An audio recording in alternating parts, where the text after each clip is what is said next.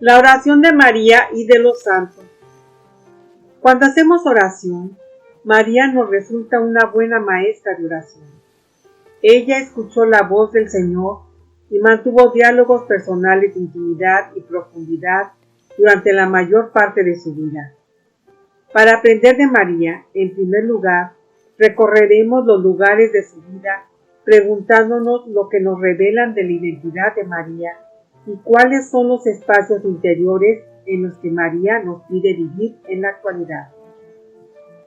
María escuchó la voz del ángel y acogió la voluntad del Padre.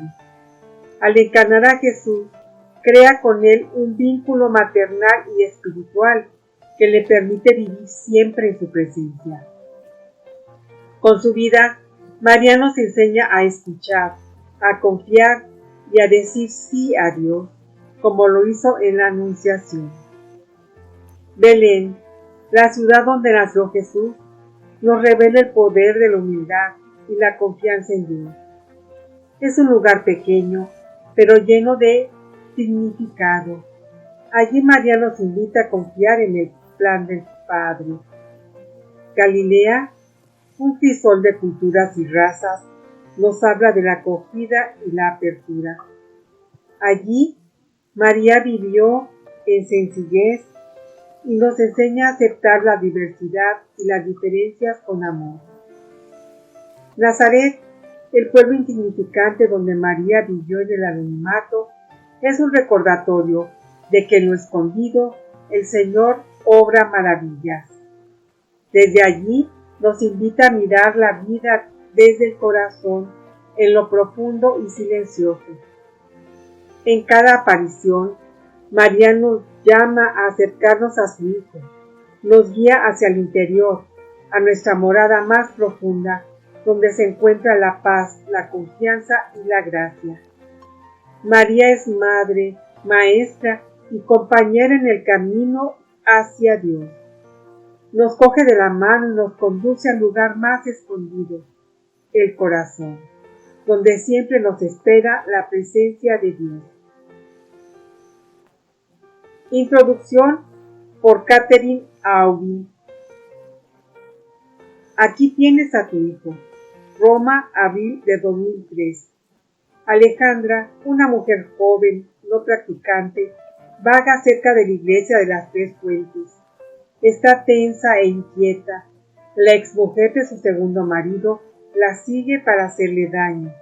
Además, el niño pequeño de este está pasando un momento difícil.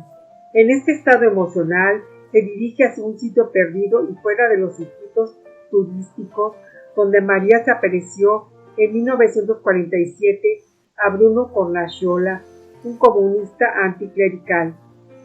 En este lugar mal conservado y descuidado, las velas están estropeadas y las flores marchitas están por el suelo. En este santuario, Alejandra se coloca delante de la estatua de la Virgen María. Las dos se miran en silencio. De repente, ve cómo se mueve el brazo de María y le indica una dirección. Se frota los ojos para intentar convencerse de que no está soñando. No, el brazo de María está dirigido hacia un punto. Acompaña el gesto con su mirada y ve lo que está indicando.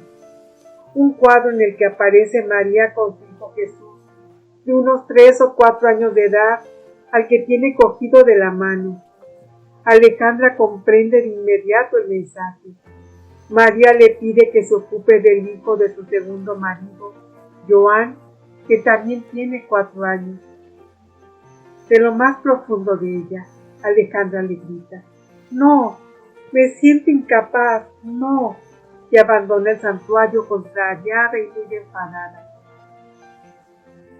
Unas semanas y algunos viajes más tarde, Alejandra se da cuenta de que sin saberlo ha acogido a ese niño como si fuera suyo. Sus resistencias se han esfumado y ahora no solo tiene un hijo, sino que tiene 2. Más de 20 años más tarde, Joan, que tiene una personalidad difícil, se ha instalado en otro continente, no lejos de Alejandra. Y cada vez que se encuentra en grandes dificultades, llama a su madre Alejandra diciéndole: eres una madre para mí, una verdadera madre, eres mi madre.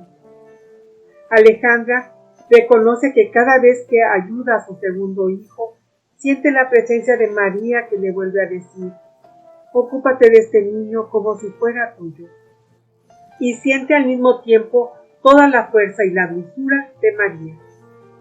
Cuando nosotros no podemos con la carga, a menudo viene otro a nuestro encuentro. En la vulnerabilidad de Alejandra, es María quien vino para darle ánimo y confianza. Joan se convirtió en su hijo para la eternidad. En este lugar llamado Santuario de la Revelación, María se apareció en varias ocasiones a Bruno Cornacchiola pidiéndole su construcción.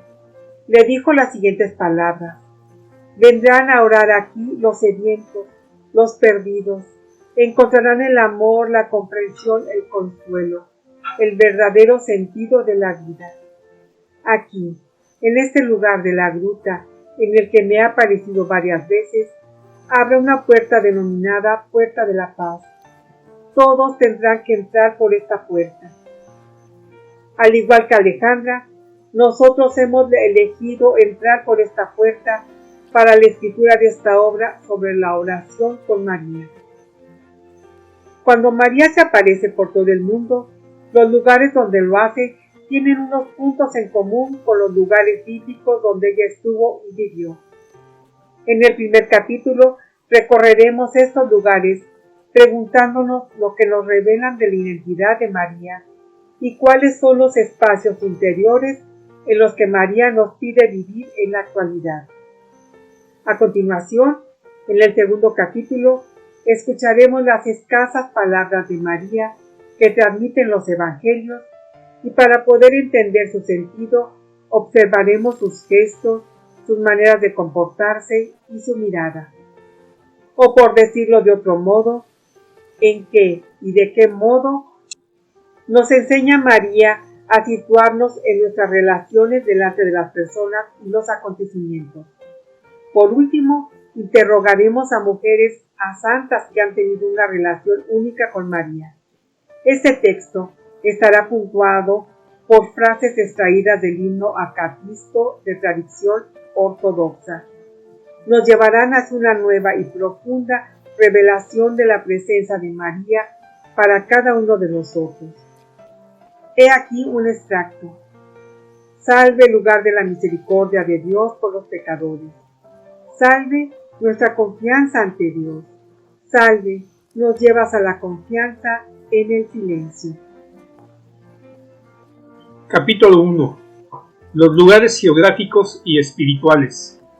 Como preámbulo a este capítulo, es importante recordar los distintos niveles de comprensión en los que estamos implicados cuando leemos, escuchamos o miramos los acontecimientos bíblicos con respecto a nuestras situaciones cotidianas. Para captar interiormente la vida de María, es necesario pasar de lo visible a lo invisible, de lo que está escrito a lo que se sobreentiende, con el fin de dejarse enseñar y hacerse más inteligente. Es decir, para poder leer en el interior y más allá de lo que está escrito. La tradición judía nos ofrece esta clave de lectura denominada paraíso o pardes en hebreo. Las 5 letras de esta palabra, P, Reish, Dalet, Samek, son las iniciales de este término hebreo, que indica los 4 niveles de lectura que pueden aplicarse a nuestro modo de leer, entender y captar lo que María quiere transmitirnos. El primer nivel atañe a nuestras lecturas o escucha, literal, es decir, lo que se nos da a leer o a escuchar sin ningún tipo de interrogación. El segundo nivel nos lleva a escuchar bajo la forma de la alusión, la sugerencia o la evocación. El tercer nivel es el nivel de la interpretación o de la aclaración. El cuarto nivel es el nivel de la revelación del misterio. La palabra de Dios recurre constantemente a estos 4 niveles para llevarnos a un viaje al interior, del mundo exterior o físico al mundo interior. Por ejemplo, la puerta. La puerta es un objeto de madera que se abre y se cierra. Es el primer nivel. La puerta separa dos espacios, permite entrar o no, y también significa la apertura o el cierre, es el segundo nivel. Cuando se habla de puerta del corazón, esta puerta no es material, sino de otro orden. El siguiente versículo nos aporta una aclaración. Mira, estoy de pie a la puerta y llamo. Si alguien escucha mi voz y abre la puerta, entraré en su casa y cenaré con él y él conmigo. Es el tercer nivel. Por último, Jesús dice de él mismo que es la puerta. En verdad os digo, yo soy la puerta de las ovejas. Yo soy la puerta. Quien entra por mí se salvará. Es el cuarto nivel de lectura, la revelación del misterio. Asimismo, cuando María indica a Bruno Comacchiola en este santuario de la Revolución, en Roma, que hay que pasar por la puerta de la paz, nos enseña que ella es esa puerta de la paz por la que hemos de entrar. ¿Quién eres, María? ¿Dónde vives? ¿Dónde estás? Es la primera pregunta que se hace cada uno de nosotros cuando llama a alguien cercano a nosotros. ¿Dónde estás? ¿En qué lugar? ¿En qué espacio?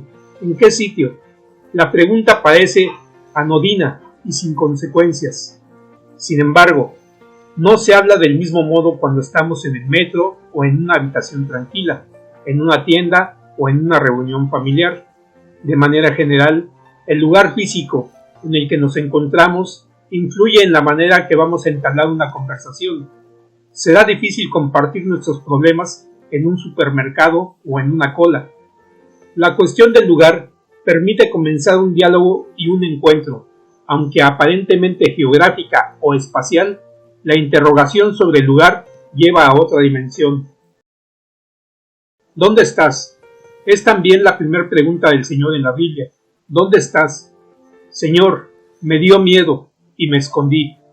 Pero Dios sabe dónde está Adán. La pregunta, ¿dónde estás?, interroga, asombra y sorprende. ¿Se trata de un lugar físico? No. Esta pregunta ingenua y sencilla por parte del Señor tiene por objeto provocar en Adán y por consiguiente en cada uno de nosotros una sacudida, hacer que seamos conscientes de que ya no estamos ajustados en la relación. Dicho de otra manera, la pregunta podría ser formulada del siguiente modo: ¿estás en el sitio correcto? ¿Estás en tu sitio? Si el Señor plantea esta pregunta, lo hace para provocarnos.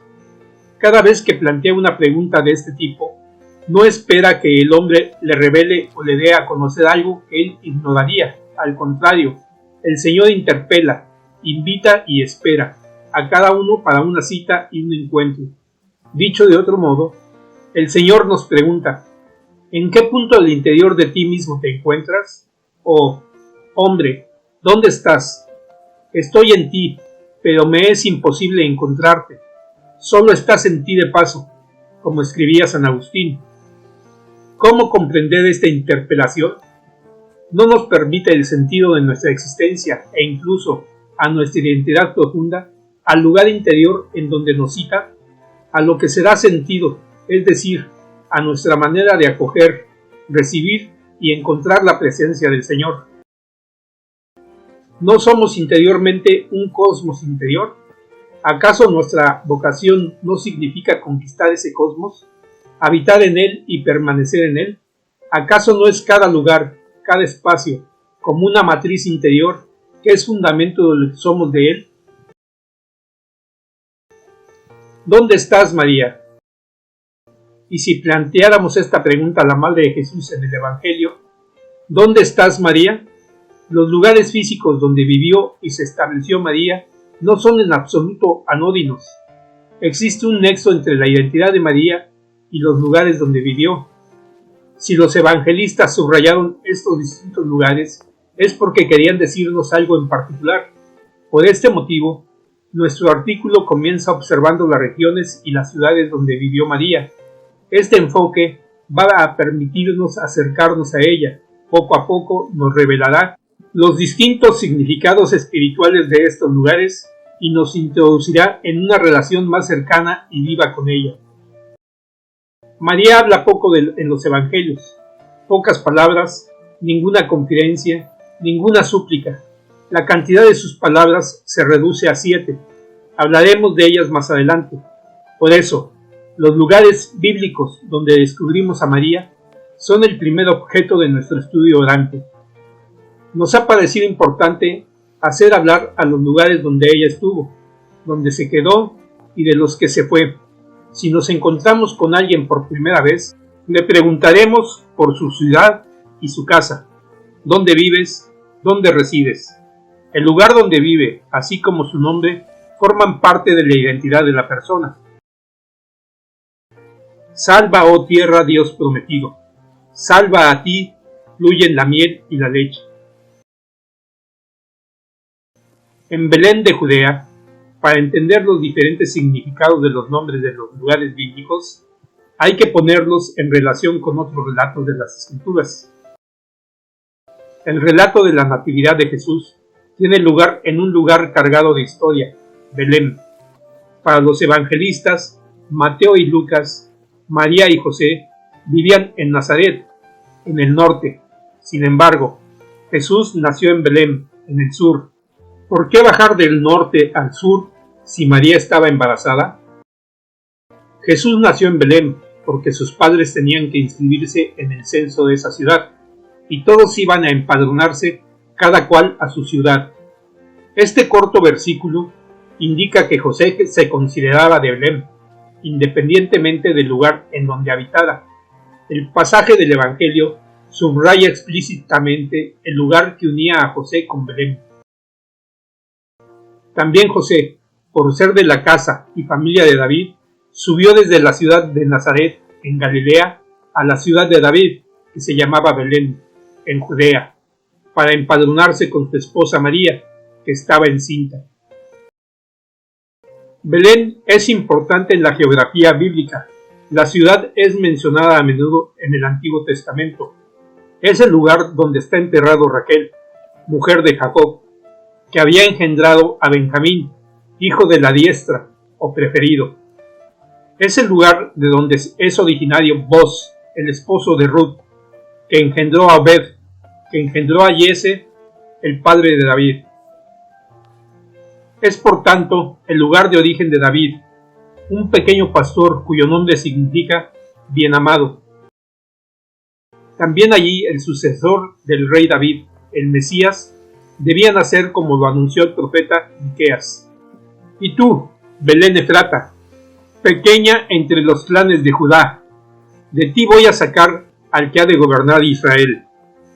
Esta pequeñísima ciudad, calificada también como Efrata, que quiere decir la fecunda, es el lugar donde María dio a luz a Jesús.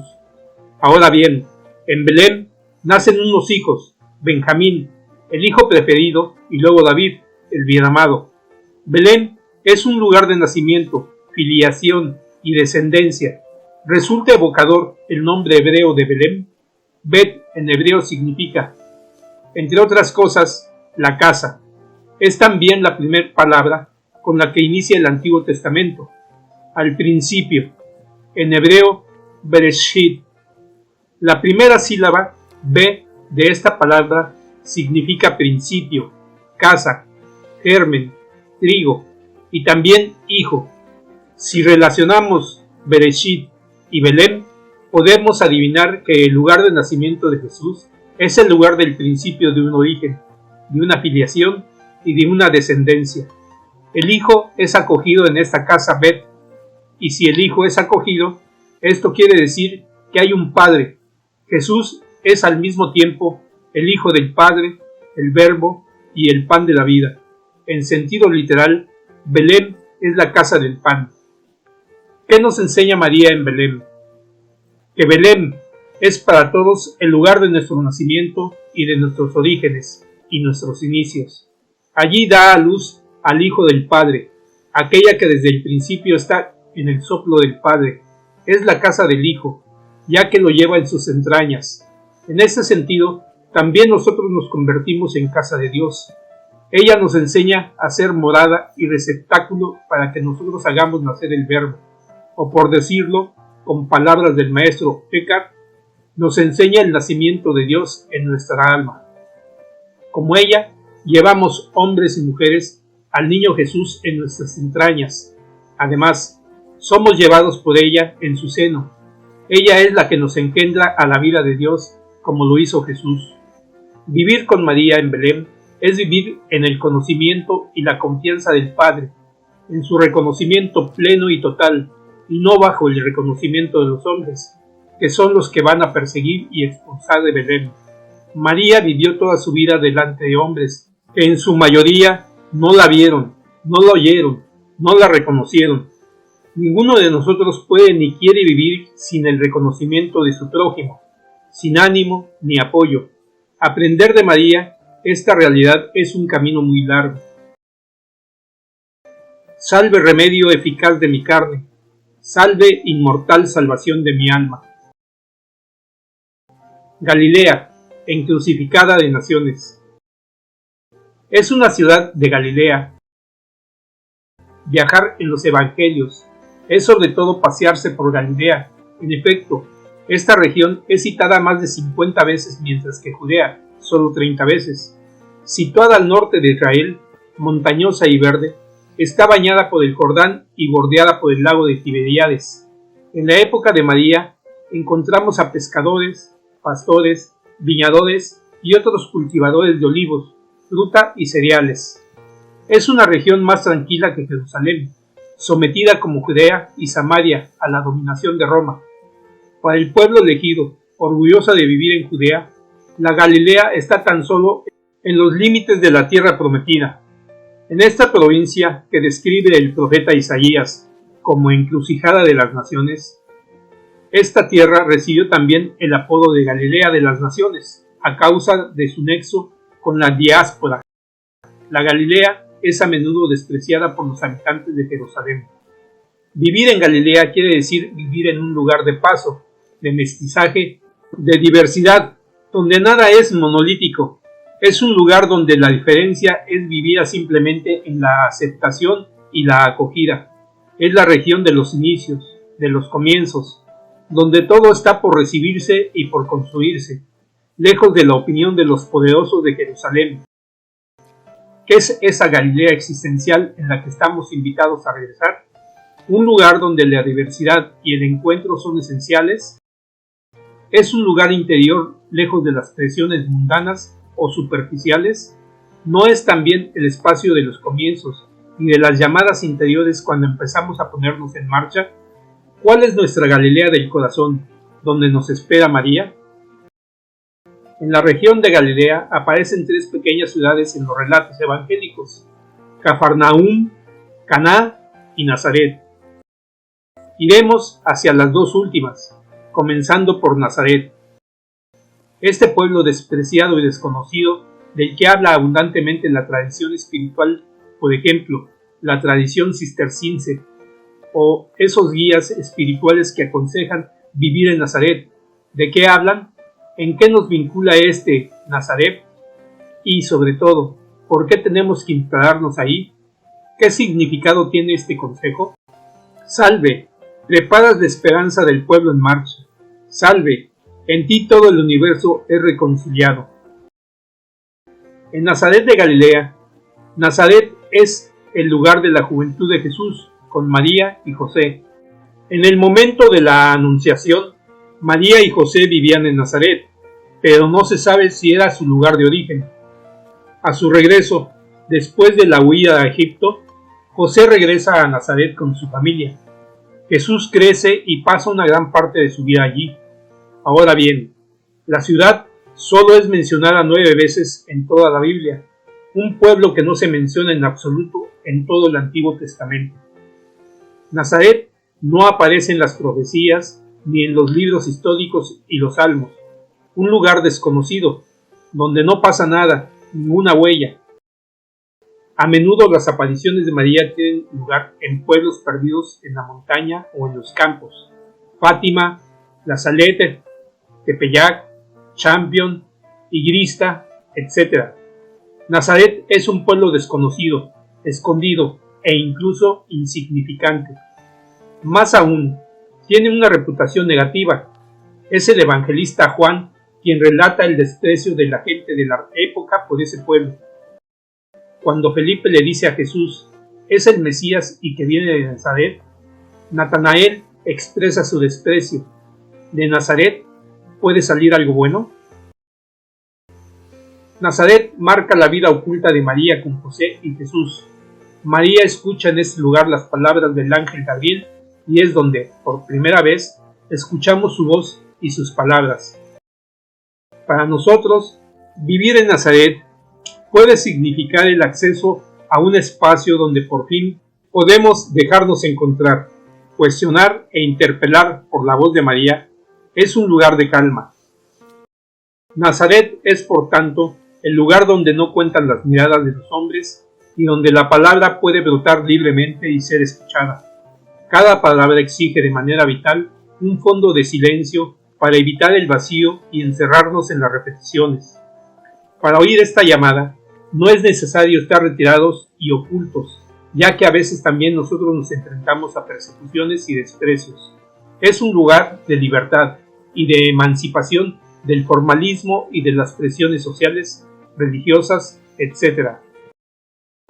Vivir en Nazaret es vivir oculto a los ojos de los hombres y de sus ilusiones.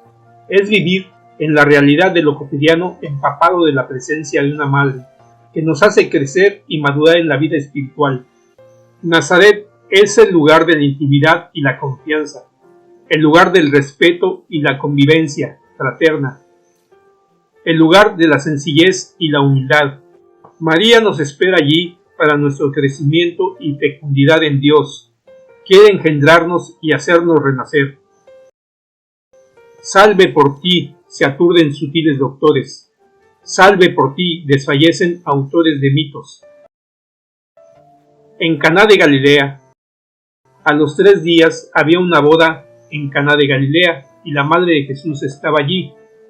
Juan, en el Evangelio, habla de María solamente 2 veces, una vez en Caná de Galilea y la otra vez delante de la cruz. Es un episodio muy especial, porque en los Evangelios de Mateo y de Lucas, María está presente en los relatos del nacimiento y la infancia de Jesús. Juan es el único que relata la presencia de María cerca de Jesús adulto. Ningún otro evangelio relata el milagro de Caná. En Caná, Jesús y María están invitados a una boda. Es una fiesta, el baile, las risas y la alegría. Están felices, hay ruido, conversaciones, comida en abundancia y demasiado poco vino. ¿Qué nos enseña y transmite María en este lugar? Las 3 primeras palabras de este corto pasaje bíblico nos introducen en otra dimensión. Va a ocurrir algo excepcional. En efecto, la expresión el tercer día es una fórmula particular en el Antiguo Testamento. Esta indicación determina el día de la revelación del Señor en Sinaí. Estén preparados para el tercer día, pues el tercer día descenderá el Señor sobre las montañas del Sinaí a la vista del pueblo. Esto anuncia, por tanto, una manifestación de Dios. En el Nuevo Testamento, la expresión tercer día hace referencia al día de la resurrección. Por ejemplo, en la carta a los Corintios, Jesús resucitó al tercer día, según las Escrituras. Lo que va a ocurrir en Caná está por tanto presentado como un acontecimiento de revelación, una manifestación no humana sino divina. Faltó el vino y la madre de Jesús le dice, no tienen vino. Jesús le dice, mujer, ¿qué tengo yo que ver contigo? Todavía no ha llegado mi hora. Su madre dice a los sirvientes, haced lo que él os diga. Es María quien se da cuenta de que falta algo y lo comunica a su hijo y añade, haced lo que él os diga. Esta frase que María dirige a los sirvientes da testimonio de su confianza incondicional hacia Jesús. María es la primera en abrir el camino y se convierte en la primera en mostrar el camino. María, madre de Jesús, ve lo que los demás no han visto. No pide nada a su hijo, solo señala la dificultad y Jesús parece responderle otra cosa. María entiende que Jesús lo ha oído y pasa detrás de él para llevar a los sirvientes a escuchar a su hijo. María y Jesús se entienden más allá de las apariencias. aunque leemos esta frase sorprendente: mujer, ¿qué tengo yo que ver contigo? Todavía no ha llegado mi hora. Esto no significa desprecio ni una falta de respeto hacia María, sino solamente que toma sus distancias. Esto es evidente a causa de lo que dice a continuación: todavía no ha llegado mi hora. Se trata de la hora de su pasión y muerte en la cruz, que anuncia la revelación de la resurrección. Por este motivo, Jesús establece una distancia con su madre. El momento del inicio de su pasión todavía no ha llegado. Jesús les dice: llenad las tinajas de agua, y las llenaron hasta arriba. Entonces les dice: sacad ahora y llevadlo al mayordomo. Ellos se lo llevaron. El mayordomo probó el agua convertida en vino sin saber de dónde venía. Los sirvientes sí lo sabían, pues habían sacado el agua. En la Biblia, el vino tiene un simbolismo nupcial. Es el cantar de cantares. Esta bebida es el símbolo del amor. Durante la última cena, Jesús hablará de él mismo como la verdadera vid. En el episodio de las bodas de Caná, el vino prefigura el amor y el don perfecto de sí mismo. Es Jesús que se entrega. Al cambiar el agua en vino, Cristo da su vida a beber a los invitados. Además, Jesús no solo quiere hacer eso. Cada una de las órdenes formuladas por Jesús es ejecutada inmediatamente, y Jesús asocia a los sirvientes a su milagro. Esta manera de proceder señala el deseo de Jesús de que participemos cada uno de nosotros. Por y gracias a María, la palabra de Cristo llama a los sirvientes a colaborar con él para producir este signo, este milagro de la transformación del agua en vino. Busquemos nuestro Caná interior. ¿Por qué ir a este lugar nupcial? Precisamente porque es un lugar de alegría compartida. Entrar en Caná significa estar en un espacio de entrega, ya que cada vez que estamos en el servicio, nos entregamos en un acto de generosidad y de luz. El servicio, en cuanto don de sí mismo, está en el rango de una transmutación de un testimonio de bondad y de luz. Esta transformación interior está en el rango de desposario. María no solamente nos engendra la vida divina, sino que prepara en nosotros el desposorio con el Verbo, su Hijo. Caná es el lugar de la caridad que no proviene de nuestras propias capacidades, sino de la preocupación de María por nosotros y nuestros hermanos y hermanas. María es nuestro Caná interior. Viene a cambiar nuestra mirada sobre lo cotidiano. Nos muestra las necesidades de nuestros hermanos para que se las entreguemos interiormente a Jesús.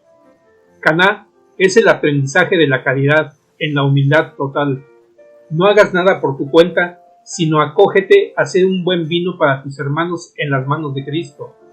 Ese lugar es eminentemente activo, ya que para nosotros se tratará de estar muy presentes en nuestros encuentros de lo cotidiano con el fin de dejar actuar en nosotros y por medio de nosotros ese milagro de la abundancia de la vida de Jesús. Allí está nuestra alegría, allí será el verdadero desposorio, allí está el signo de una alianza hecha en el intercambio, colaboración y comunión. Si Nazaret es el lugar del crecimiento en Dios, Caná es entonces el lugar de la caridad por María con Jesús. Salve, sierva del festín, en el que participamos de las realidades del cielo. Salve, fuente del agua, que salta hasta la vida eterna. Cada vida es una peregrinación interior. Durante este camino son necesarias unas etapas. Permiten el descanso y la paz para entrar en el misterio de nuestro hacernos en Dios, ya sea Belén, Nazaret, Caná o Galilea.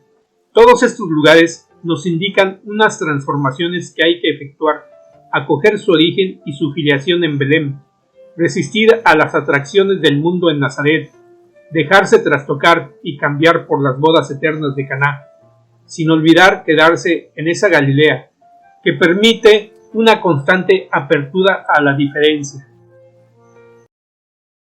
Capítulo 2. Las palabras de María. Antes de empezar la lectura de estas páginas, les invitamos a practicar un ejercicio.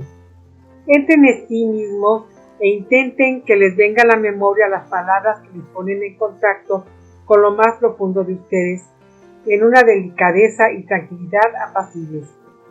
Ya sea, por ejemplo, el nombre de alguien cercano muy querido, o una palabra que les conmueva, les alcance y les acompañe en un espacio interior tranquilo y luminoso. Por ejemplo, consuelo, o jardín, o ternura. Tómense el tiempo de traer a su conciencia esas palabras destello que les iluminan, les calientan y les pertenecen personalmente. Este ejercicio permite captar hasta qué punto determinadas palabras nos fundamentan y estructuran interior y espiritualmente.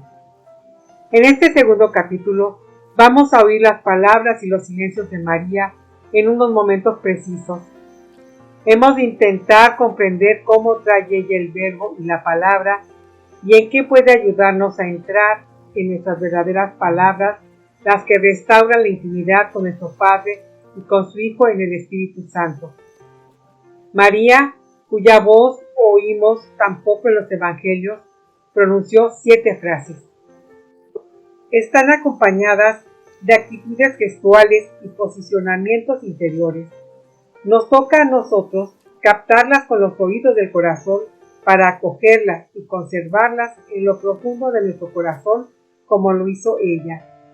María velaba secretamente sobre todas estas cosas, nos dice Lucas 2:19, que recogió en su corazón.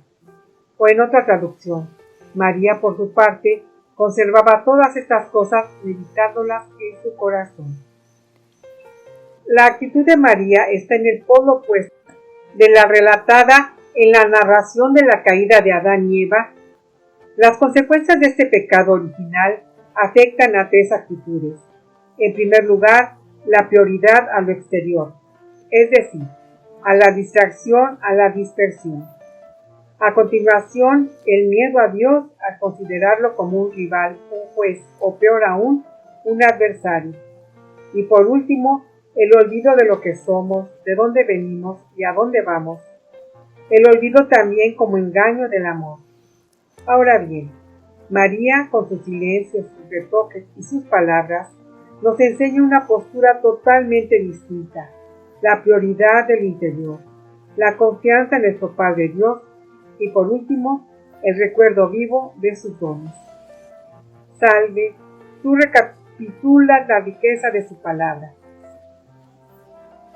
¿Cómo será esto? Lucas 1:34. Esta es la primera palabra de María en el Evangelio, según San Lucas, en respuesta al anuncio del ángel. ¿Cómo será esto? Pues no conozco varón. ¿O cómo será si no conozco varón? Volvamos a leer todo este pasaje. En el mes sexto, el ángel Gabriel fue enviado por Dios a una ciudad de Galilea llamada Nazaret, a una virgen desposada con un hombre llamado José, de la casa de David. El nombre de la virgen era María. El ángel, entrando en su presencia, dijo: Alégrate, llena de gracia, el Señor está contigo. Ella se turbó grandemente ante estas palabras y se preguntaba qué saludo era aquel. El ángel le dijo: No temas, María, porque has encontrado gracia ante Dios. Concebirás en tu vientre y darás a luz un hijo y le pondrás por nombre Jesús. Será grande, se llamará Hijo del Altísimo. El Señor Dios le dará el trono de David su padre, reinará sobre la casa de Jacob para siempre y su reino no tendrá fin. Y María dijo al ángel: ¿Cómo será eso? Pues no conozco varón. El ángel le contestó: El Espíritu Santo vendrá sobre ti, y la fuerza del Altísimo te cubrirá con su sombra. Por eso, el santo que va a nacer será llamado Hijo de Dios. María contestó: He aquí la esclava del Señor, hágase en mí según tu palabra. Lucas precisa que el ángel Gabriel es enviado a una partenos, término griego que designa precisamente a una joven no casada y virgen. Al quedarse embarazada sin estar casada, por la fuerza del Espíritu Santo, María se pone de inmediato en peligro de muerte. Si José, su prometido, la denuncia, corre el riesgo de ser lapidada si se sigue la ley judía al pie de la letra. Es libre de rechazar este hecho incomprensible y más allá de lo razonable. Se encuentra en una situación de fragilidad paradójica, como perdida ante esas palabras que ella no sabe a dónde pueden llevarla y que la arrancan de una situación normal. La llamada que el Señor le dirige la trastoca, la desestabiliza, no la tranquiliza. María, al aceptar estos hechos, permite por tanto que una situación escandalosa se convierta en gracia y camino del Señor. De este modo, María se une a todas las mujeres que están lidiando con situaciones reprensibles y complejas para mostrar que el Señor está allí con ellas. Propone así un viaje a través de las apariencias. Lo que a ojos de todos aparece como un motivo de vergüenza y de condena, el hecho de que no esté embarazada de su prometido y de que no lo esté en el momento correcto, se va a convertir en motivo de renovación radical de la existencia. Sin embargo, al recibir la visita de un ángel de Dios, María también recibe un privilegio reservado a pocos personajes bíblicos. Orígenes, padre de la Iglesia del siglo III, nos enseña que la expresión griega que charitomene, traducida al español por llena de gracia, solo es empleada una vez en toda la Escritura. Lo que le pasa a María es, por tanto, único y excepcional. Después de haberse alterado, María se interroga preguntándose de dónde puede venir este saludo y cuál es su significado. Para el Señor, gracias al anuncio del ángel Gabriel, los seres humanos son colaboradores e interlocutores, es decir, personas de las que conviene obtener su consentimiento. Al aceptar lo que le anuncia el ángel, María no solamente aparece como una colaboradora del Señor, sino que también muestra su confianza y su inmenso valor ante los riesgos que representa lo que se le ha comunicado. Al anunciar el nombre que dará a su hijo, el ángel le revela el nombre de Dios Padre, ya que su hijo es llamado Hijo del Altísimo. Otros habían intentado saber más, Moisés, Jacob, pero solo María recibe una respuesta clara. Esta visita del ángel a María pone de manifiesto a una mujer que Dios respeta. Por eso, con una audacia llena de respeto, no duda en debatir con él. Cuando el ángel le anuncia todo esto, María responde con una palabra. ¿Cómo será esto? Pues no conozco varón. Se inscribe en la tradición bíblica de los patriarcas, que intercambian directamente con lucidez y firmeza, como Abraham en Sodoma, o como Jacob durante su combate, o como Moisés delante de la zarza ardiente. Su vigor y su fuerza son los de un patriarca, no abdica su razón y no confía ciegamente. En cierto modo, se enfrenta al ángel con interrogación. ¿Cómo? No ha preguntado ¿por qué? La mayoría de nosotros, ante un acontecimiento inesperado, ya sea un éxito o un fracaso, una muerte o una enfermedad, nos interrogamos así. ¿Por qué ha pasado esto? ¿Por qué esta sorpresa o este drama? ¿Por qué él y no yo? María no dice al ángel Gabriel, ¿por qué yo? Acoge y recibe sus palabras en una disposición que no es de miedo ni de dominación. Se sitúa en un lugar de confianza y diálogo, no en una resignación o una sumisión. Su cómo es en una mujer de pie, erguida, ni sumisa ni reivindicativa. Quiere colaborar, construir y comunicarse de igual a igual. Cuando nosotros mismos empezamos a decir cómo a tal propuesta, nos comprometemos ya para adoptar o ajustarnos a lo que se nos propone. Hace unos años, un padre de familia de 45 años murió de repente delante de su familia. Tenía 7 hijos. Una de sus hijas, de 15 años, decía: es inútil preguntarse por qué le ha pasado a él, por qué a nosotros, sino cómo vamos a vivir esta tragedia. Esta primera frase de María no nos pone en contacto con una mujer apagada, tímida o resignada. No, esta cuestión no tiene nada de empalagosa o de conformista.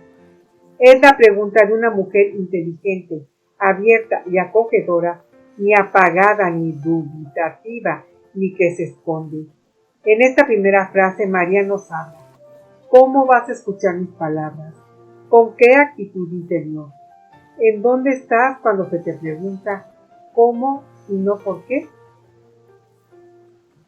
Cuando buscamos nuestra vocación según el deseo del Señor, le preguntamos a María, ¿cómo se va a hacer eso? Como María, podemos plantear todas las preguntas al Señor a condición de que se haga en la confianza del amor y no en la exigencia de una reivindicación.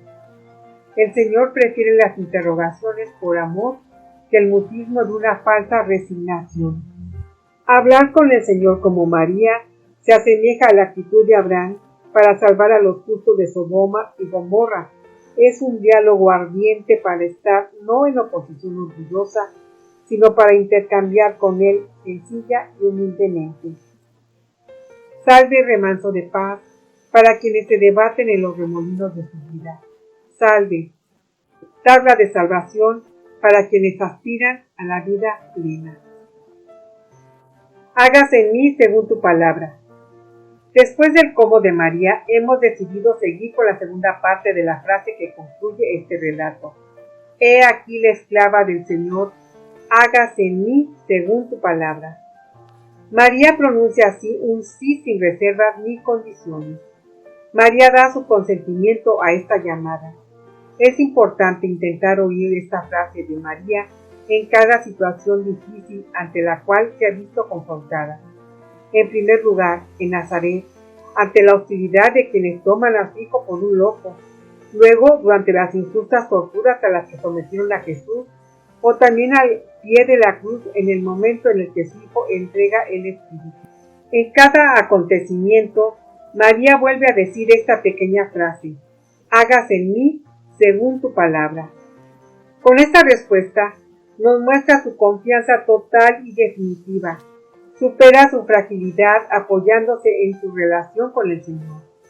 Por eso acoge, consiente y acepta con toda su inteligencia y voluntad. Su confianza es una elección decisiva para la acción y la voluntad de Dios, sin resignación ni sumisión.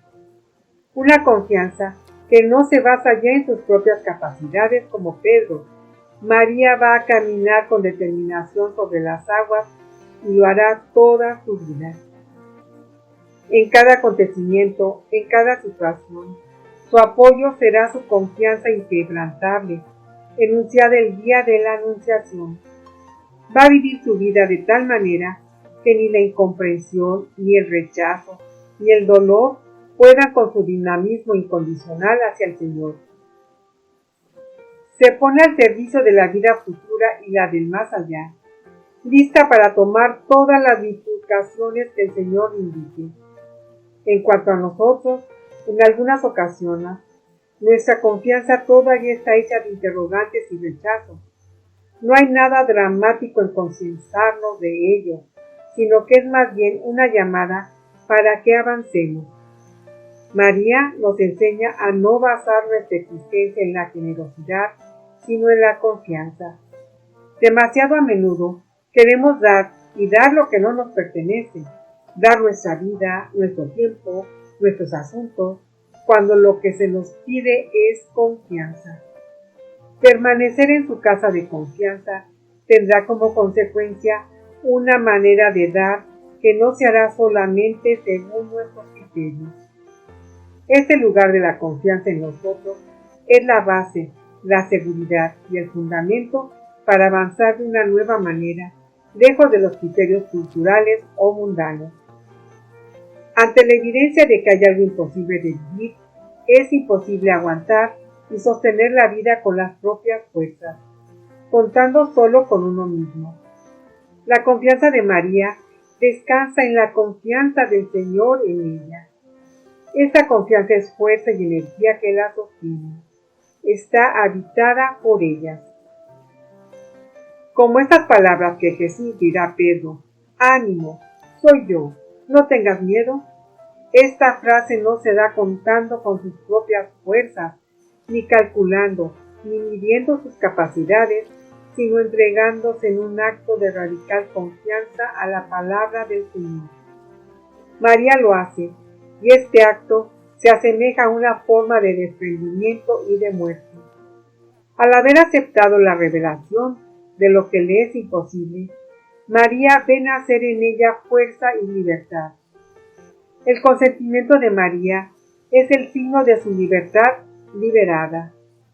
Es liberada del miedo, de la voluntad de control, del miedo a lo desconocido, porque cuando se pasa el umbral de la confianza radical, se ofrece una libertad mucho mayor, la libertad de poder orientar su voluntad hacia lo esencial, la de poder vivir su tiempo con gran eficacia y con presencia para sí mismo y para los otros. El deseo de protegerse contra lo que puede ser quitado y la necesidad de controlar y dominar se evaporan y desaparecen lentamente. Y apaciblemente podemos decir con María: Señor, hágase en nosotros según tu palabra. Salve en quien son regenerados los espíritus angustiados. Salve en quien son fortalecidos aquellos que han sido heridos por su pasado. ¿Por qué nos has tratado así? Lucas 2:48. El evangelista Lucas es el único que relata la infancia de Jesús. Aquí relata el episodio de la recuperación en el templo, que designa la acción de reencontrar lo que se ha perdido.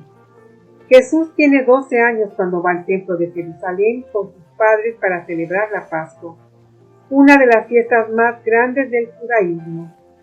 Para contar este episodio, el evangelista Lucas comparte con nosotros las emociones y reacciones de María y José. En el conjunto del episodio, el relato tiene el sabor del testimonio que nos hace introducirnos en la intimidad de su relación. Su reacción es sorprendente. Han buscado a Jesús durante 3 días y sin embargo no reaccionan en el primer momento con un tono de reproche, sino con la admiración muda de una madre y de un padre ante la precocidad de su hijo en un ambiente intelectual. Lo relata Lucas 2. Y sucedió que a los 3 días lo encontraron en el templo, sentado en medio de los maestros, escuchándolos y haciéndoles preguntas. Todos los que le oían quedaban asombrados de su talento y de las respuestas que daba. Al verlo se quedaron atónitos. Tras la admiración y la sorpresa llegan unos reproches legítimos. Sin reprenderlo directamente, María dirige a Jesús unas quejas maternales. Le llama hijo y le confiesa el dolor y la angustia de estos días de búsqueda. Le dijo su madre: Hijo, ¿por qué nos has tratado así? Tu padre y yo te buscábamos angustiados. Él les contestó: ¿Por qué me buscabais? ¿No sabíais que yo debía estar en las cosas de mi padre? Muchos padres han podido hacer esta pregunta a sus hijos. Esta legítima interrogación no es ni un juicio ni una condena. María, responsable de su hijo Jesús, empieza a vivir una forma de desprendimiento. Ya no puede mantener ni retener a su hijo. Después de 3 días de búsqueda angustiosa, María está llamada a asumir una completa novedad que entra dentro del misterio. Mira, hago nuevo todas las cosas. Sin prevenir, este acontecimiento va a producir en María una sorpresa e incluso una forma de desestabilización o de reorientación. Su pregunta es la de una mujer lista para dejarse llevar a otro lugar. Es también la de los salmos. ¿Por qué te quedas lejos, Señor, y te escondes? María está convocada a vivir el instante presente en sus sorpresas e imprevistos.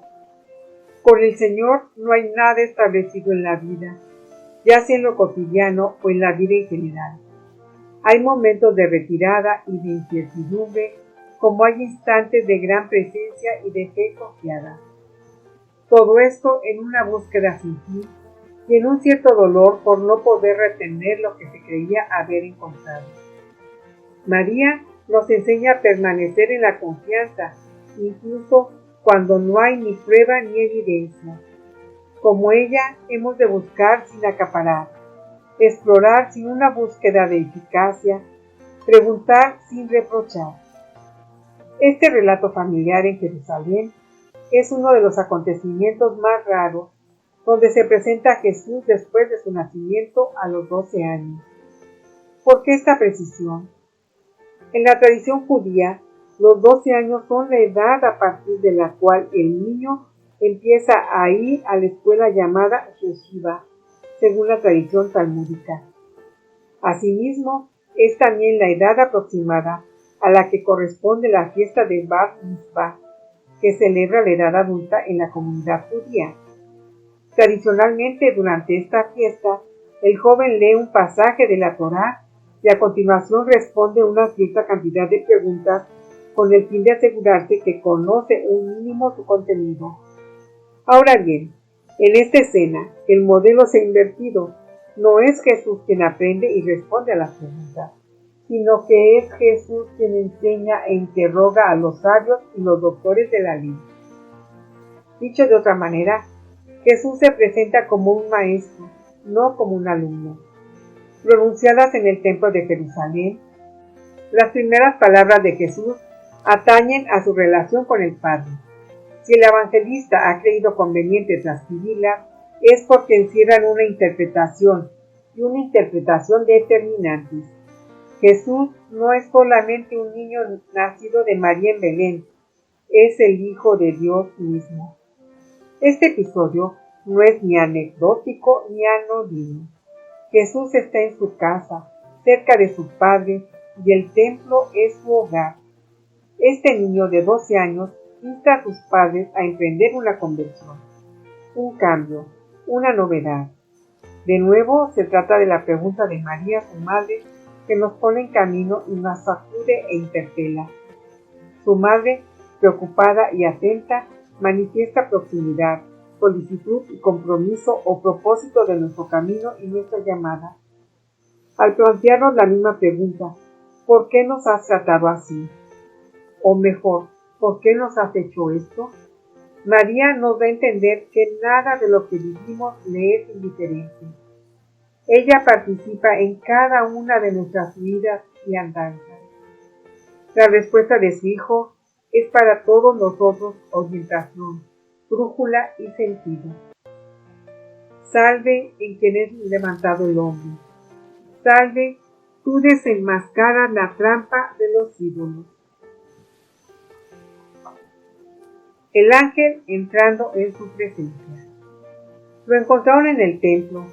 Las palabras y el hecho que acabamos de meditar se desarrollan en unos espacios precisos, la casa y el templo, lugares altamente simbólicos desde el punto de vista de la edificación, la habitación y la acogida. Quieren hablarnos del modo en que está presente, viva o no viva en ellos. La función normal de cualquier hogar es la de la hospitalidad y la acogida. Es un lugar de apertura, descanso y protección en el Antiguo Testamento. La casa es también un espacio de intimidad. Todavía en la actualidad, la puerta de un hogar se abre hacia adentro y no hacia el exterior. Y entramos en este lugar a través de una puerta que abre delante de nosotros hacia otro lugar. En el Evangelio, María acoge al ángel en su presencia, es decir, en su casa. María se convierte en la imagen de una hospitalidad que no solamente acoge, sino que hace de sí misma una morada para el otro. Con María, el tema de nuestra vida espiritual podría resumirse del siguiente modo. ¿Quién entra en nuestra casa? ¿Quién nos visita? ¿Queremos ser familiares e íntimos de la casa de María? María se nos revela no por lo que hace, sino por lo que en ella hace el Señor, ya que se deja visitar. Lo que significa que al abrir la puerta de nuestra casa interior, dejamos entrar a una presencia, la del Espíritu Santo, que actúa, transforma y vivifica todo nuestro ser. María, que habita en su casa, nos enseña a sí mismo a vivir con nosotros mismos, lejos de la dispersión hacia afuera para crecer hacia arriba como un árbol, o para sumergirnos en el fondo y así tomar conciencia de la revelación incomunicable de la presencia del Señor. Cuanto más estemos en nuestro interior, en nuestra morada, más humanos seremos, encarnados y capaces de estar unidos a todos. Porque cuanto más cerca estemos de nuestro Dios amor, más cerca estaremos de los demás. Habitar su casa, unirse a su corazón, lugar de amor y sabiduría, para convertirse sin cesar y recibir un corazón de carne, esta es una de las enseñanzas de María. Cuando el corazón está despierto, se vuelve capaz de amar, ya que se deja guiar por la mano de María, como la joven Alejandra con su hijo Joan. El amor se convierte en el lugar donde estamos llamados a estar con María. Estar en nuestra casa para estar en la suya y tomarla con nosotros es dejarse habitar y visitar por la confianza en Dios, por la memoria de sus bendiciones y permanecer y quedarse en ella para convertirnos en lo que estamos llamados a ser. El otro lugar significativo del encuentro de Jesús niño con María es el templo. En el Antiguo Testamento, el templo de Dios es el lugar donde reside su nombre y su presencia. En este amplio espacio de acogida encontramos la luz, los perfumes y el signo de la alianza. Su finalidad exclusiva ha de ser siempre y ante todo la oración. Es un polo espiritual fundamental para el pueblo judío.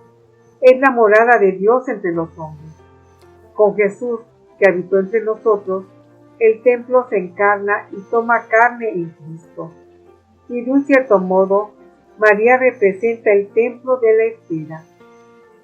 Cuando encuentra a su hijo en el templo, nos revela que los templos hechos de piedra nos indican otra presencia que ahora reside en cada uno de nosotros. ¿Acaso no sabéis que vuestro cuerpo es templo del Espíritu Santo, que habita en vosotros y habéis recibido de Dios? Con María, este espacio sagrado del templo adquiere otro significado. Encontrar a Jesús en el templo es buscarlo en nosotros, viviendo y actuando por su propio espíritu en lo cotidiano de las calles, las tiendas y los distintos paisajes. Este ordinario unido a la presencia por estar habitado por el Señor mismo. Salve templo de Dios de toda inmensidad. Salve novedad increíble para los no creyentes. Salve buena nueva para los creyentes. María conservaba estas cosas meditándolas en su corazón. Su madre conservaba todo esto en su corazón. Para finalizar este capítulo sobre las palabras de María en los Evangelios, no hemos elegido una frase, sino una actitud interior. ¿De qué modo retiene María las palabras vivas que son los acontecimientos? ¿Y dónde las conserva? ¿Cómo vela en ella? ¿Dónde las medita? María nunca está en la reflexión cerebral ni en las interrogaciones mentales. Se sitúa y se posiciona dentro y a partir de su corazón. No está en su cabeza ni en sus emociones. Está en su corazón. Después de haber hecho la lista de los lugares geográficos y espirituales como Galilea, Nazaret, Caná, Belén, el templo o el hogar, llegamos al lugar, el del corazón, el corazón del corazón.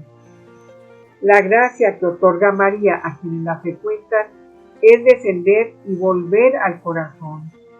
Este corazón es el lugar de nuestra más profunda identidad.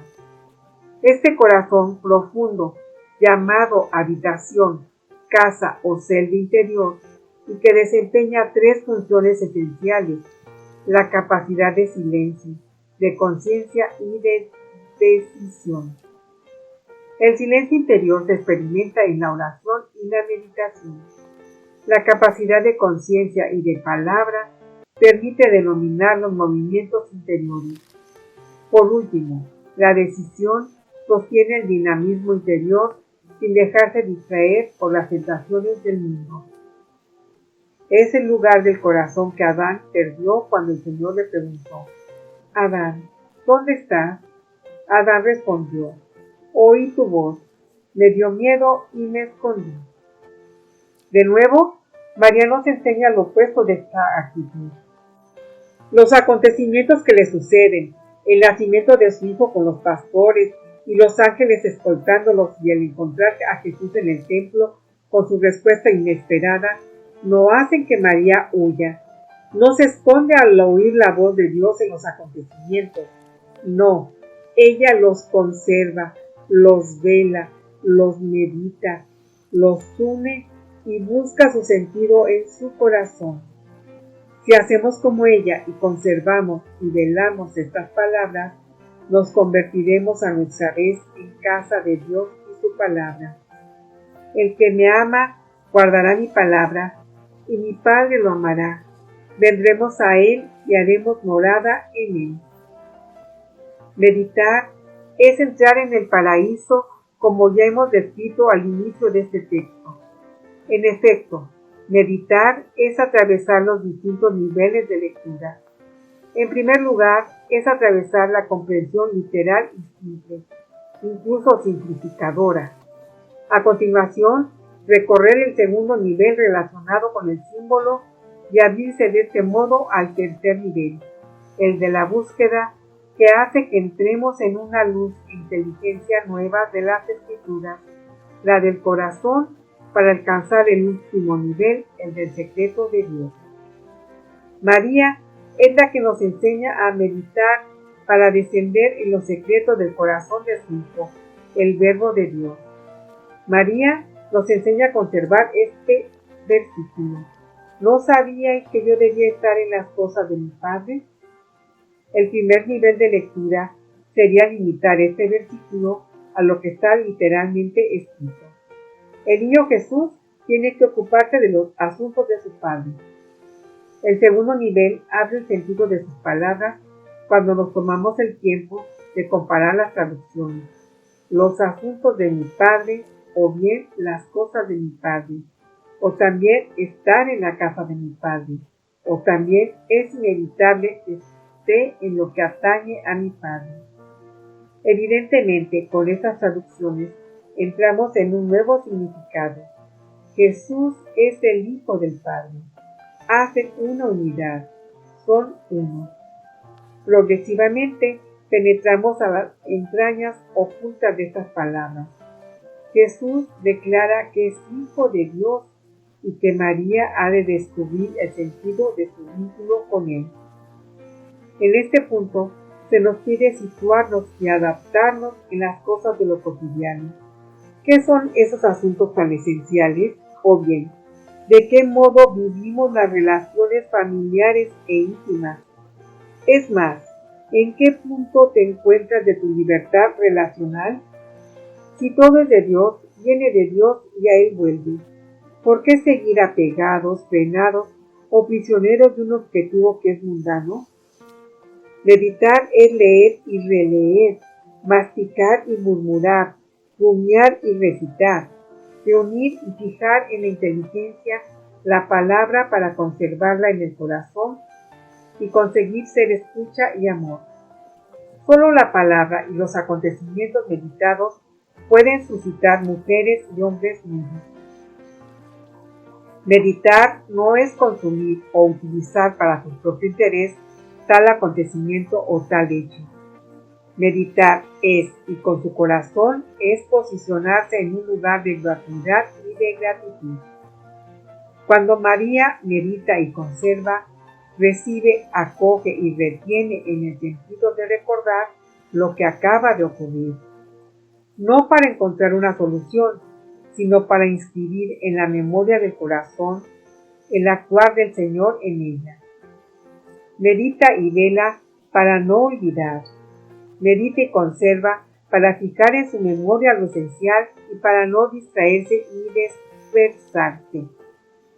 Medita sin intentar entender racionalmente lo que le sucede y con ello nos enseña a hacer lo mismo. Con María, a los hombres se nos pide mirar nuestra vida e interrogarse sobre cómo vivir lo que nos sucede. ¿Por qué encontramos tantas dificultades a la hora de meditar? Estas resistencias existen para que no nos quedemos en la superficie. Nos afectan para fortalecernos en nuestro deseo interior. Nuestras dificultades tienen un valor. Nos enseñan a afrontar y atravesar lo que resulta un obstáculo en este camino interior. Los judíos también atravesaron el Mar Rojo después de numerosas dudas y desconfianzas. Las resistencias afrontadas y superadas son fecundas, tienen un valor pedagógico. ¿Acaso la meditación no es una forma de logro o de saciedad? Quien medita cesa su agitación interior porque se convierte en oración y meditación. Se realiza una retirada que deja su lugar a otra manera de pensar, concebir y vivir. Meditar es, en cierto modo, alcanzar el sabbat del Señor y entrar en su descanso, penetrar en su gracia operante y retirarse. La meditación deja sitio. Es el resultado de un acto de amor verdadero, lejos de ser una ilusión. Enraizarse de este modo en la meditación es hacer un acto de bondad y retirarse para que el otro y los otros estén ahí. Meditar es responder a la palabra volviendo hacia su corazón para respirar, resucitar y volver a encontrar el lugar del amor y de los desposorios. María nos indica este camino. Las palabras o las actitudes de María nunca son posturas de justificación. No tienen nada que demostrar. María conserva y trabaja su corazón, y al hacerlo se convierte en escucha del Espíritu Santo. Es por eso por lo que se mantiene de pie en su eje vertical. Aprendamos como María a verticalizarnos, es decir, habitar en nuestras tierras interiores. María actualiza la vocación de cada uno de nosotros, ser madres y esposos. La mujer lo es biológicamente, pero tanto el hombre como la mujer tienen vocación de maternidad esencial, traer al mundo en ellos mismos al Verbo hecho carne. En nosotros se realiza el encuentro del Señor con nosotros. En nosotros se busca a Dios a sí mismo y se realiza su cumplimiento. Si acogemos, si esposamos la palabra de Dios en nosotros, entonces estalla la luz. Toda luz es encuentro de una emisividad y una receptividad en una relación adecuada y asumida. La unidad se conquista en esta meditación e integración sucesiva hasta el nacimiento de Dios en nosotros. Los matrimonios y las maternidades humanas son preparaciones para el alumbramiento de Dios que llevamos en nuestro seno y para los desposorios reservados para cada uno de nosotros. La meditación de María se practica en la fe, que es una atención continua hacia el Padre, en la esperanza que es la certeza de que estas realidades están en nosotros a la espera de ser recogidas, ya que la esperanza está relacionada con la presencia del Hijo hacia el Padre, y en la caridad que unifica, ya que sobra del Espíritu de Dios. En el libro del Génesis, el Señor pidió a Adán que guardara y cultivara su tierra en el jardín. Es una definición de la meditación. María vela, guarda, recoge y retiene lo que le sucede. Hace lo que pide el Señor a Adán. Guarda y vela sobre lo que le sucede para el cumplimiento de una promesa de vida, ya que Dios la guarda y trabaja en su corazón. San Luis María Guiñón de Montfort compara a María con una montaña elevada sobre la que Dios construyó su morada, sobre la que Jesús enseña y habita para siempre, una montaña donde somos transfigurados con Él, donde morimos con Él, donde subimos al cielo con Él. Llama a sí mismo a María el oratorio, la casa donde habita Dios, el lugar donde lo encontramos. Solo en esta casa, solo en este lugar bendito, encontraremos los remedios para crecer en nuestra llamada. Salve, nos llevas a la confianza en el silencio. Salve, conduces a los creyentes hacia la intimidad con el Esposo. Capítulo 3. Unas mujeres santas y María. Este tercer capítulo nos transporta hacia otros lugares geográficos y espirituales. En efecto, ahora vamos a descubrir la manera en la que María se ha dado a conocer y se ha dejado visitar por dos santas. Son francesas, pero podrían ser españolas, colombianas o indias, porque María nunca se queda en las apariencias. Se hace ver a quien quiere, pobres o ricos, desprotegidos o no, y esto en todo el mundo. Santa Catalina Labouré pasaba desapercibida. En la Francia del siglo XIX, una familia de campesinos está llorando. Una joven madre de 42 años acaba de morir y deja huérfanos a 3 niños, entre los cuales se encuentra Catalina, también llamada Zoé. Tiene 9 años, no sabe leer ni escribir, y va a escoger a otra madre. Cuando se encuentra sola llorando en el salón, salta sobre un mueble donde se encuentra una estatua de María y le pide que sustituya a su madre. En ese instante, deja de llorar y María le enseña a no llorar más y a tomar las riendas de su vida. En 1830, Catalina tiene 24 años e inicia su formación con las Hijas de la Caridad en París, una congregación fundada por San Vicente de Paul. Catalina Labouré va a recibir y acoger 3 apariciones de María, que serán determinantes para toda la Iglesia. El modo en que María va al encuentro de Catalina Labouré es una enseñanza para nosotros. María también quiere hablarnos y visitarnos, evidentemente no como a Catalina Labouré, pero quiere mostrarnos un camino, señalarnos una ruta, enseñarnos no solamente a orar, sino también a volverse oración y dar sentido a nuestras oraciones. En julio de 1830, Catalina es despertada por la noche por algo que se asemeja a un niño. Este la lleva a la capilla. Allí, tras una larga espera, Catalina ve y se encuentra con María. Este momento es especial en efecto. Catalina no quiere creerlo, se resiste. Por fin, cuando entiende lo que le sucede, se echa a las rodillas de María, que está sentada en un sillón con su brazo. María le muestra el altar, a donde Catalina tendrá que ir para recibir de él todo consuelo. En esta primera aparición, María se hace esperar durante alrededor de 1 hora. Catalina velará en esta capilla. Es una espera para dejarse poner a prueba y entrar en la confianza, una espera que permite un regreso sobre sí misma. Sin querer acaparar, con María nunca será él inmediatamente. A continuación, hay una ligera señal. Catalina explica que oye el ruido de un vestido, el frufru de un vestido de seda, como una ligera brisa. A menudo, las manifestaciones de María tienen lugar de manera discreta, con la ligereza de un soplo, nunca en el barullo o el griterío. Luego aparece María y se sienta en un sillón. Catalina relata entonces, mirando a la Santa Virgen, me incliné hacia ella, me arrodillé en las gradas del altar y apoyé mis manos en sus rodillas. Aquel fue el momento más dulce de mi vida. La espera de Catalina es colmada más allá de lo que es posible imaginar. Pone sus manos sobre las rodillas de María. Esta cercanía tan sencilla, tan dulce y ligera es conmovedora. María deja que se acerque y le toque, en una intimidad totalmente maternal y amorosa. Se miran, hablan durante 2 horas. Todo esto dentro de una respetuosa familiaridad. En esta primera aparición, María prepara a Catalina para recibir una misión. Es su solicitud pedagogía maternal. María prepara el corazón y lo dispone para recibir esta tarea.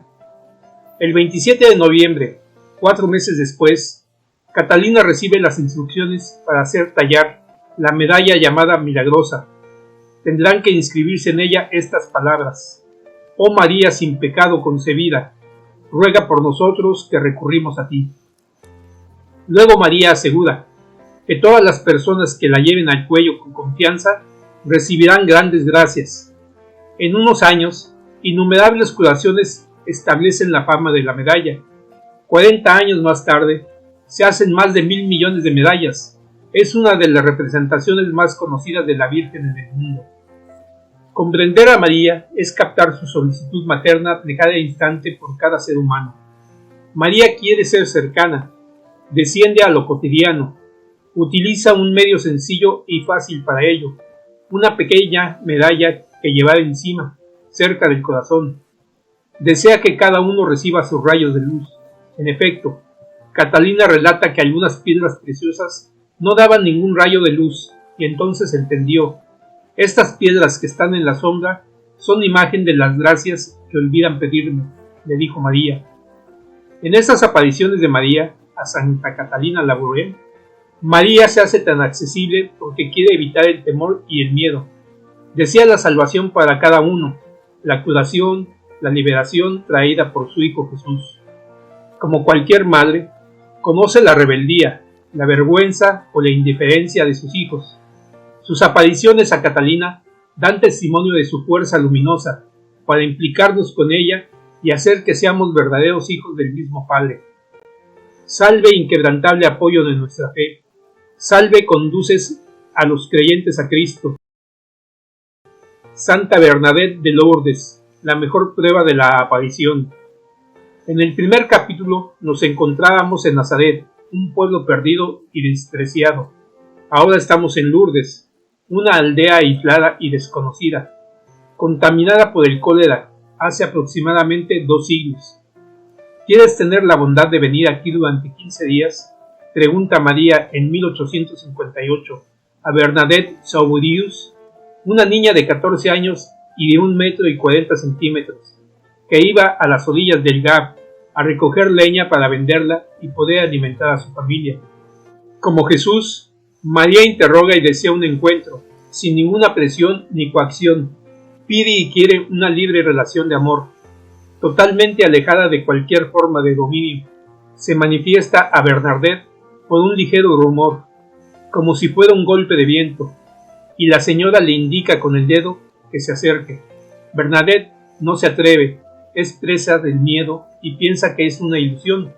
Esta señora, con los pies descalzos, intenta abordar a esta niña tan sencilla y consigue calmarla.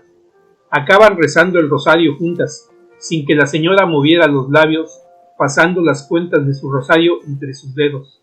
María, la hermosa señora, se aparecerá 18 veces a Bernadette.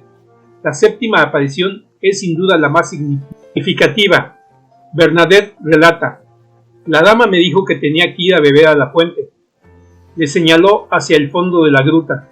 Fui y encontré un poco de agua que parecía barro, y era tan poca que apenas podía cogerla en el hueco de mi mano. Sin embargo, obedecí y me puse a escarbar. Luego sí pude coger más. La tiré 3 veces porque estaba muy sucia. La 4ª pude beber. Empieza la primera peregrinación, no el de desplazamientos o kilómetros, sino la verdadera peregrinación hacia la fuente.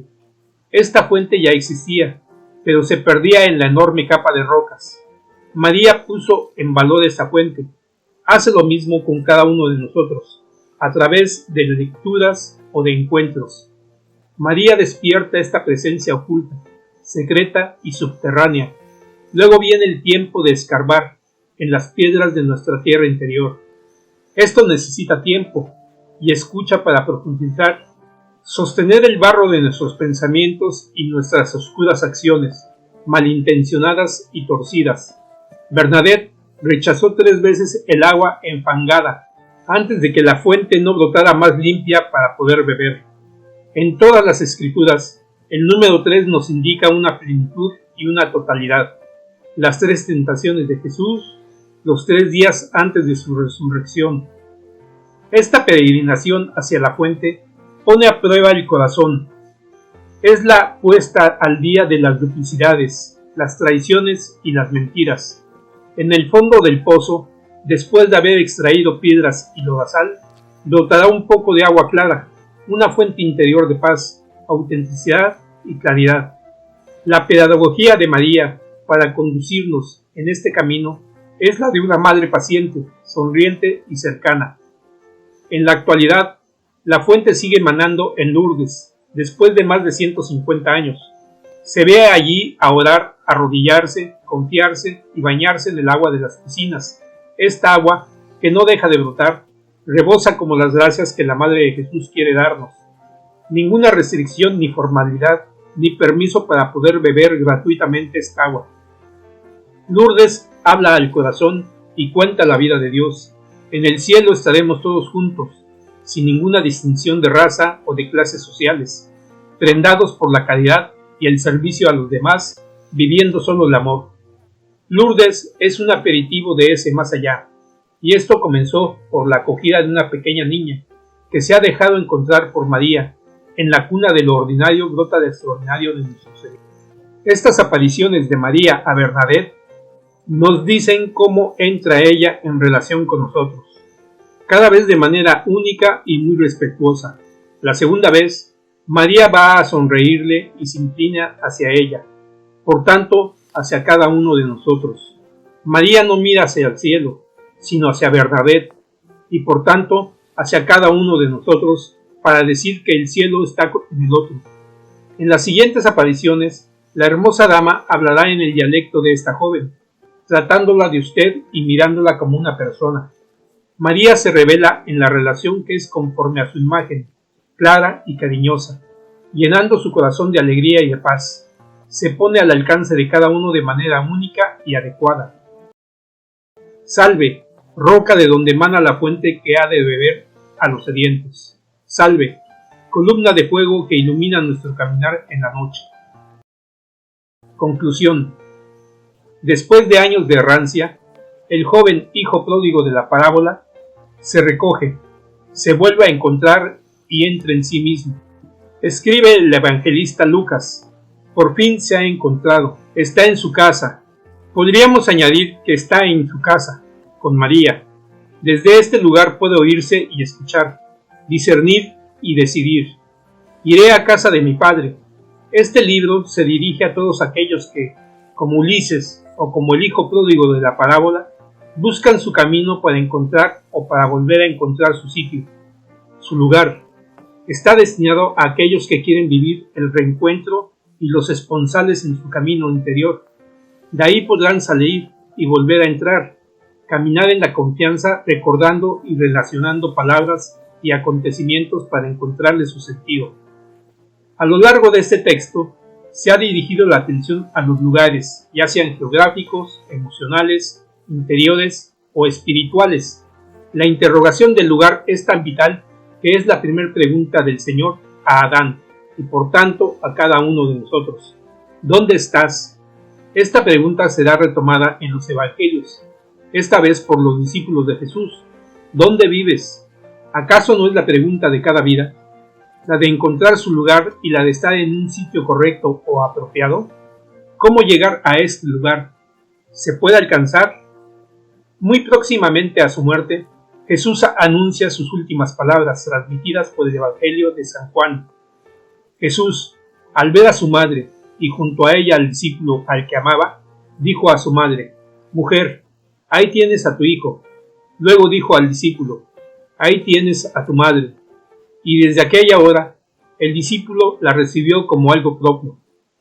Juan recibe y acoge a María en su casa, a la Madre de Jesús, siguiendo así las palabras de Jesús. También nosotros hemos abierto la puerta a María, para que esté con nosotros y en nuestra casa. También nosotros recibimos con el evangelista Juan a María en nuestra casa. Gracias a ella, encontramos nuestro sitio cada día. Al hacerlo, su presencia se revela a lo largo de sus palabras y sus peregrinaciones. Comparte así con nosotros su ímpetu de vida, porque María, madre, hermana y compañera, Es la que coge de la mano a cada uno de nosotros para llevarnos hacia nuevas tierras. Las peregrinaciones hacia la que nos guía se llaman interioridad, confianza y memoria. Todo esto con el fin de hacer nacer en nosotros la vida del Espíritu Santo. Nos lleva dentro de nosotros, al fondo de nuestro fondo, al centro de nuestro ser, a nuestra morada más escondida, a ese lugar del corazón. Es el don que ella nos hace porque allí está ella, siempre. Es el corazón totalmente abierto a la gracia y al Espíritu Santo. Es su identidad. Si María es madre para cada uno de nosotros, nos revela el camino de su lugar de gracia, prepara este camino interior, nos lleva hacia él y nos hace entrar, ya seamos agricultores, agentes del orden, médicos o profesores. Lo esencial de nuestra vida será encontrar este lugar en nosotros para establecernos allí en la escucha, el discernimiento y la decisión. No es sencillo vivir, no es fácil, es agotador existir en la superficie o en la dispersión, sin ninguna orientación ni brújula que nos guíe. Resulta infecundo caminar sin encontrar la dirección o el sentido. Tomar a María con nosotros y acogerla en nuestra casa realiza en nosotros un cambio de lugar interior, secreta y silenciosamente. Transforma nuestras resistencias y nuestros rechazos. Trastoca nuestros proyectos como le ocurrió a Alexandra. Con una indescriptible delicadeza, nos hace descender de nuestra voluntad de dominar y controlar nuestra existencia. Nos pide habitar en el lugar de la entrega. María prolonga en cada uno de nosotros la confianza que ella vivió a lo largo de toda su vida. Su tarea es liberarnos del miedo al Padre, abandonarnos en sus manos e inscribirnos en su intimidad. Nos lleva a una relación personal y adulta con Él. Tener a Dios como Padre significa tener en primer lugar a María como Madre, confiar, entregar nuestra confianza o incluso poner nuestra confianza en María. Abre y da un impulso y dinamismo. El miedo, la inquietud, la desesperación bloquean, impiden y reducen el celo y el fervor. La vida de María nos enseña que esta confianza se construye en la debilidad y la vulnerabilidad, y nos estructura por medio de idas y venidas, de síes o noes, constantes. Nos hace recuperar la alegría, la ternura, la paz y la seguridad. ¿De dónde viene la memoria de María? Su corazón es el lugar de su memoria. Estar con María es alcanzar ese lugar donde los recuerdos toman sentido y dirección.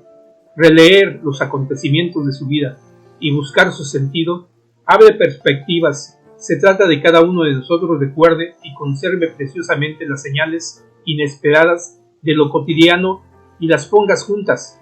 Esta memoria, que se parece a un trabajo de centinela, enseña a velar, perseverar y esperar. Todo lo que nos ocurre tiene sentido. Con María hemos de conservar y velar para convertirnos en un instrumento disponible para servir y llevar a Jesús. Bienaventurados los que guardan y ponen en práctica la palabra, dice Jesús. Serán llamados mi madre y mis hermanos. ¿Es posible renacer hoy? Esta pregunta que ya hizo a Jesús el sabio judío Nicodemo, también nos la hacemos nosotros en la actualidad. ¿Es posible renacer en María gracias a ella? Este es el sentido de esta obra. Se trata de que ella permita el nacimiento de Dios en nosotros, nos haga entrar en nuestros corazones, nos enseña a confiar, guarde nuestra memoria en el amor del Padre. Con María, nosotros nos convertimos en Madre de Jesús, en la paz del amor. Como Alexandra, también podremos convertirnos en hermanos, hermanas y madres de Jesús, acogiendo a cada uno de los que no sean enviados.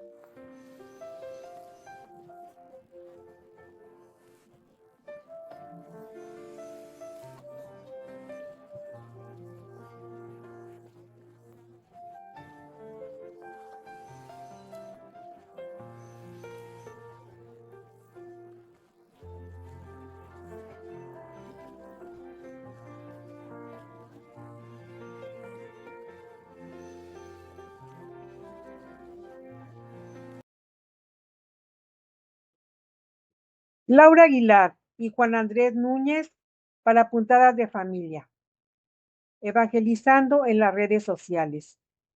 Si te gustó este video, da like, suscríbete y comparte para que otros también se beneficien. Paz y bien.